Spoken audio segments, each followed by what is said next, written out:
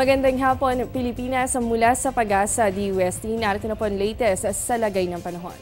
Patuloy po nating binabantayan ang Bagyong Dodong sa loob ng ating Philippine Area of Responsibility. At sa katunayan, sa ngayon nakataas pa rin po ang Signal number 3 para po yan sa areas ng Batanes. Dito posibleng maranasan ang lakas ng hangin na nasa 121 to 170 kph in at least 18 hours.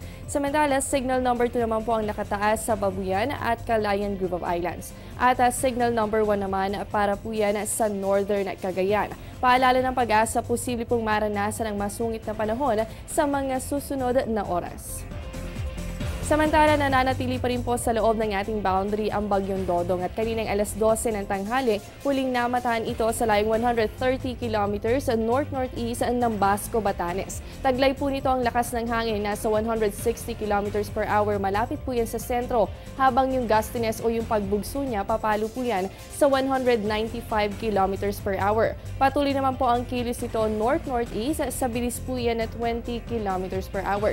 Inuulit po natin ang paalala ng Pag-asa, iwasan muna ang mga outdoor activities lalo na po sa bahagi ng Batanes, Calayan at Babuyan Group of Islands. Inaasahan naman po na bukas ng umaga ay nasa labas na ng ating boundary ang naturang bagyo. Huwag po kayong alis, magbabalik pa po ang Panahon TV matapos ang isang paalala.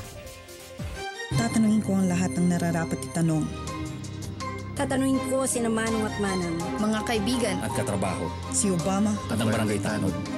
tatanungin ko ang mga taong dapat tanungin para sa mga bagay na dapat ipaliwanag. Para sa bansang kailangan magtanong. para sa kinabukasan ng ating bayan.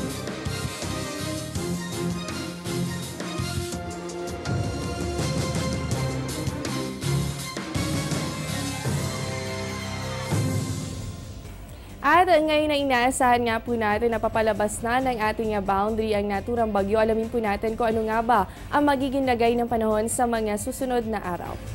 Base po sa ating 3-day weather forecast para po sa Baguio City simula bukas hanggang sa araw ng Huwebes, asahan po natin dyan ang fair weather condition liban na lamang po sa mga panandaliang pag-ulan sa hapon o kaya naman ay sa gabi. Dito po sa atin sa Metro Manila, asahan din po ang maliwalas na panahon sa susunod na 3 araw. Bahagyang mainit din po dahil ang temperatura yan ay nasa pagitan ng 24 to 35 degrees Celsius. Sa Metro Cebu naman po tayo, asahan dyan ang partly cloudy to clouded skies with isolated rain showers and thunderstorms. Simula po yan bukas, ganun din sa araw ng Miyerkules at sa Huwebes. Sa Metro Davao, asahan din po ang fair weather condition liban na lamang sa mga pulupulong pag-ulan o pagkidlat at pagkulog. Ito po yung tinatawag natin na localized thunderstorms at madalas po yan nangyayari sa hapon at sa gabi.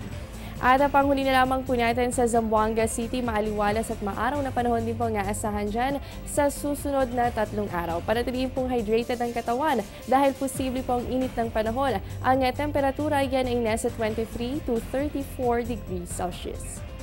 Yan muna ang latest mula dito sa Pag-asa DWST. Manatiling nakatutok sa Panahon TV kung saan walang pinipiling panahon ang pagbibigay impormasyon. Ako po ang inyong nakasama, ang inyong weather body, Jessie Basco. Magandang hapon sa inyong lahat.